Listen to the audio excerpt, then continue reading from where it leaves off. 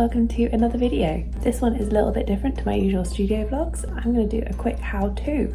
This video is going to be all about how I get text GIFs into my videos. I had a comment on my last video asking how I did this, and I thought, you know what, it's so much easier to show and tell rather than try and write out instructions. So that's what this video is all about. So if you have the basic things that you need to do this, or that I use to do it anyway, are my iPad, my Apple Pencil and Procreate.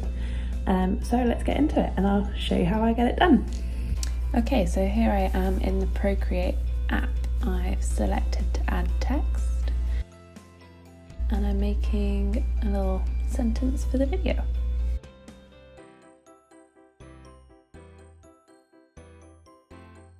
Procreate's great because it has so many different fonts that you can use. So this is me just playing around, seeing different fonts. I use this one a lot, the Courier one. It's pretty much in most of my designs, so it's my go-to. And you can mess around with the kerning, the tracking, the different sizes, and just make it exactly how you want.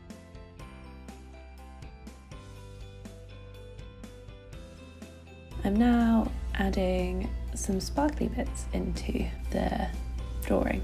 So this is sped up so that it's not going to take ages. I don't normally draw this fast, I wish I did. So then I've added layer 3, it's called here, and made the text underneath transparent. So I do this just because I like the texture that the dry ink pen gives me. It's not necessary, but I just like the kind of more handmade feel of it. So this is just a little shot of me colouring in the letters essentially.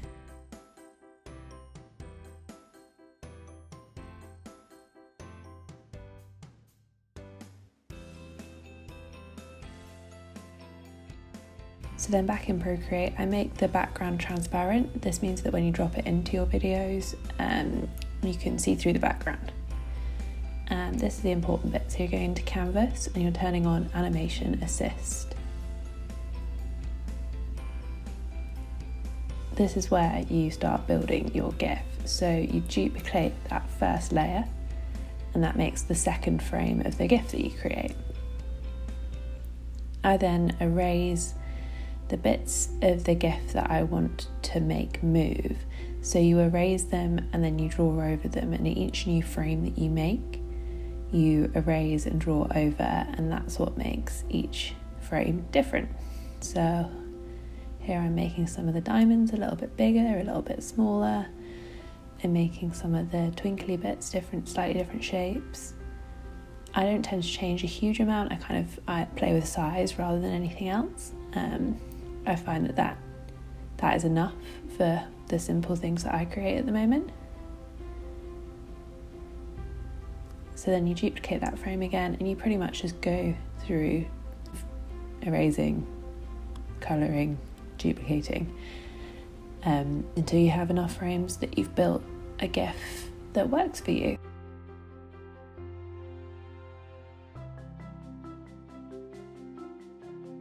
Four frames is probably the minimum that I do, and this is me just checking it. So you can change how fast you go through your GIF, the frames per second. So that's just me playing around with that. I added a couple more frames and I'm happy with it.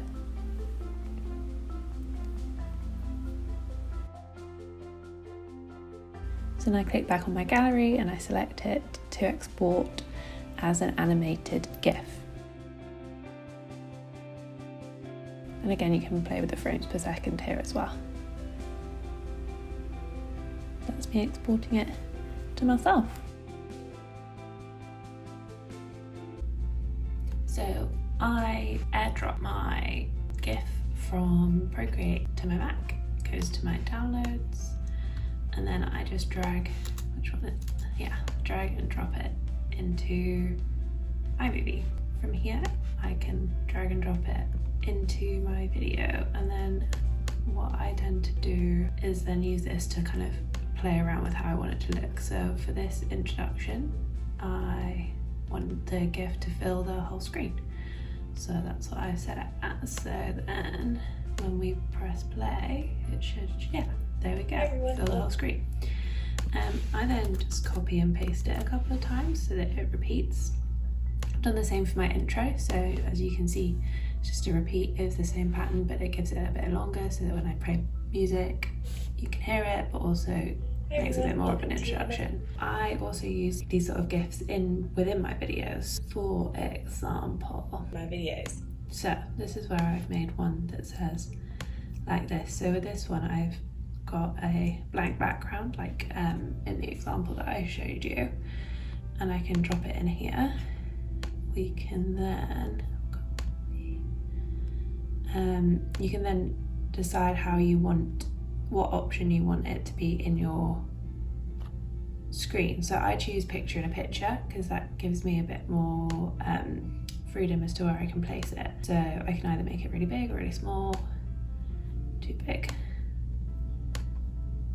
And I put it in my video. Then you can choose how it like fades or anything within your screen. Again, I'm not like a huge expert on this, but it tends to work for me. So let's see what that does. It's GIFs into my videos. I had a comment on my last video asking how I did this, and I thought, so maybe we'll have that for a little bit more.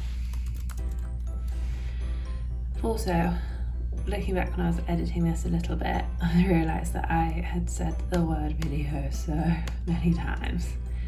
So I made another one I have not downloaded yet. So let's go here, airdrop my Mac. It's sending me, there we go, it has arrived. So this one says say video again. So we can do the same thing, drag and drop it in.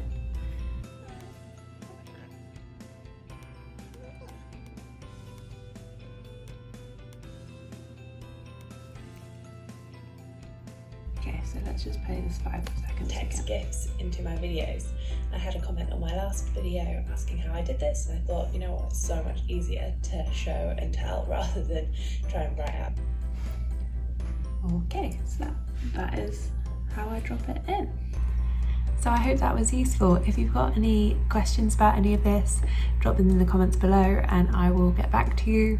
If you found this useful, give me a little thumbs up, and if you want to keep up with any of my stuff, I keep doing studio vlogs weekly, and I'll try and do some more how-to videos if people have any more questions about some of the things that I'm up to. Thanks very much for your time. I hope you all have a good rest of your week. Bye.